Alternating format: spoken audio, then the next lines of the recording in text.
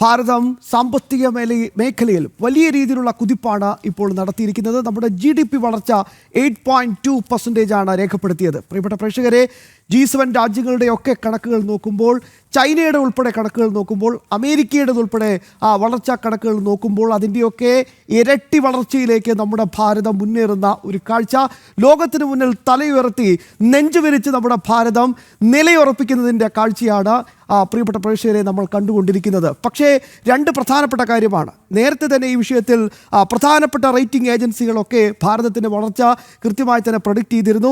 അതിൽ reserve bank 7%, Reuters 7.3%, Iqra 7%, India rating 7.2% എന്നിങ്ങനെയായിരുന്നു.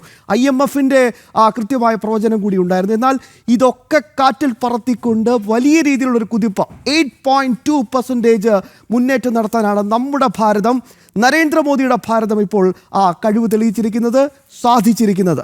രണ്ട് പ്രധാനപ്പെട്ട കാര്യം, കോവിഡിന് ശേഷം സ്വാഭാവികമായും വലിയ വലിയ വെല്ലുവിളികൾ നമ്മൾ നേരിട്ടു. ഒറ്റക്കെട്ടായി നമ്മൾ അതിനെയൊക്കെ നേരിട്ടു. അതിനുശേഷം ഏറ്റവും ഒടുവിൽ അമേരിക്കയുടെ താരിഫ് ഭീഷണി, അതും വളരെ രീതിയിൽ തന്നെ നമ്മൾ നേരിട്ടു. ഇങ്ങനെ പ്രതിസന്ധികളൊക്കെ തന്നെ ഉണ്ടായിട്ടും അതൊക്കെ മറികടക്കുന്ന